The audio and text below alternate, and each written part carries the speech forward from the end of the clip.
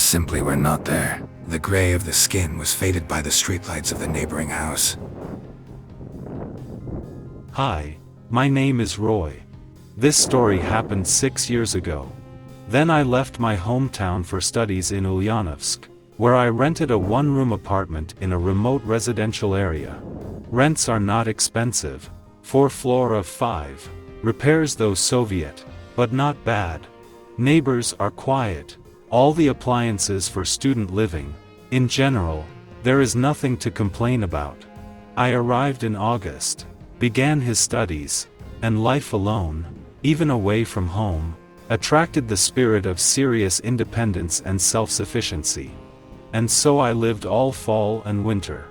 The strangeness began in mid-February. A man in his 40s disappeared from a nearby house. He was single, working, not a troublemaker, had no enemies. A most ordinary guy. Subway grannies since then and only said they saw him at 9 p.m., came home from work with groceries, and in the morning did not come out. 3 days later the neighbors began to worry. There was no light or sound in the apartment by the end of the day. It's still winter, and his balcony window is wide open. Under the pressure of the older generation, the police opened the apartment. There was no sign of the man. Food is in the fridge. Everything is clean. The bed is not packed. The only thing that made everyone suspicious was the open window and the balcony door, covered with snow. The police searched the place, found nothing, shrugged their shoulders, and closed the case. Whether they hushed it up later or not, no one knows, but they didn't find the little guy, and people kept disappearing. In May, when I began preparing for the summer session, 3 people had already disappeared in our and neighboring yards, a man in February, a girl went missing in March, and a saleswoman from a local store in April. People just disappeared without any hint of criminal activity. A girl went missing in March from her own apartment, an open balcony, a crumpled bed, no traces. The investigation, like the whole yard, was strained by the fact of an identical picture after both the man went missing from the apartment in February and the girl in spring. But in April the saleswoman went missing on her way home. By evening she rang the intercom and her husband opened the door, but she never went up to the apartment. The whole block of 5 small courtyards where many people knew each other from childhood heard the news. There was a wave of universal fear. The police went around the courtyards, patrolling the yards in the evening. A patrol car would drive by 3 times during the night. But closer to May, some higher services got involved. Everyone was instructed to tightly close the balcony windows and doors, close all other windows in the apartment and the front door, not to walk down the street after 11 p.m., and not to open the doors to anyone at night. Another week later, suddenly a certain maniac appeared, a 40-year-old alcoholic with a tendency to sadism. The skinny, wrinkled man's face flashed across the news and the case was quickly closed.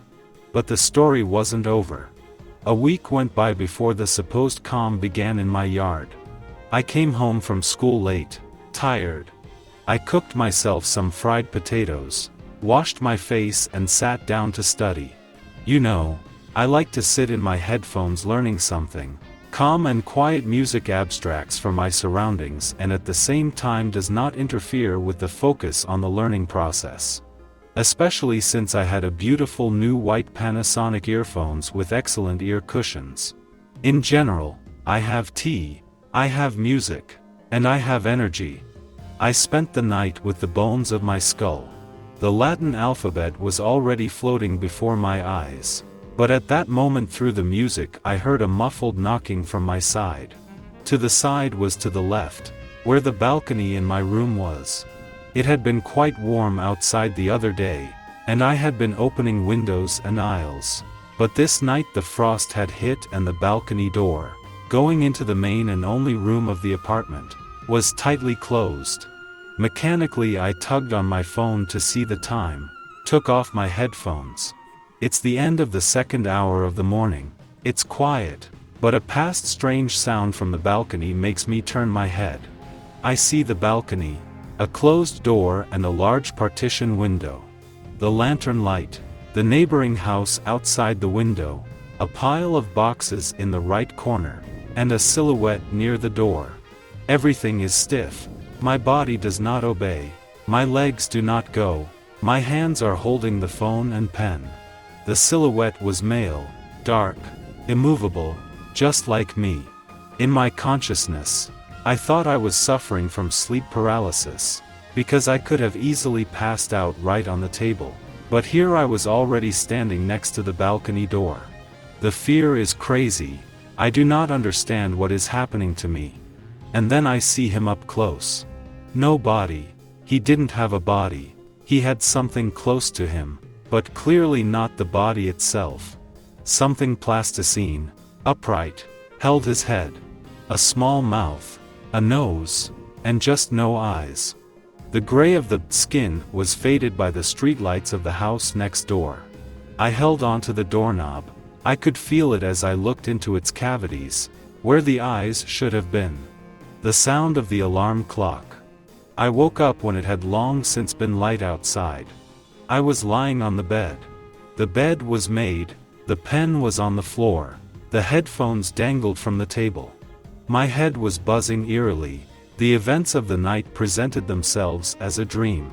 I walked up to the balcony, looked at the open windows behind the closed aisle, looked at the gray tar stains on the door handle and the window frame, and realized one thing: I was alive only because of the alarm clock, which I had set in case I fell asleep at my workplace myself. My grandmother was missing from the apartment next door. The case dragged on for lack of evidence. Later we found out that the old lady walked to her son's house at night, but got lost on the way. They're still looking for her. In June I moved to another neighborhood. And in my former place of residence, the missing persons story never came to fruition. 2 more people went missing, and then it all went quiet. The militia had found the cult, the neighbors kept saying it was a mystery, and I was sitting at my new apartment table with the balcony door shut tightly. If you liked the story, please subscribe and like. Till tomorrow.